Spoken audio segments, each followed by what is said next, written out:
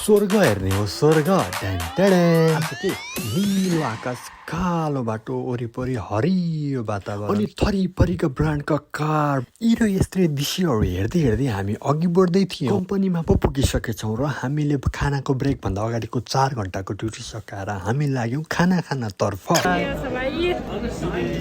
मैले चाहिँ मटर पनिर चिकन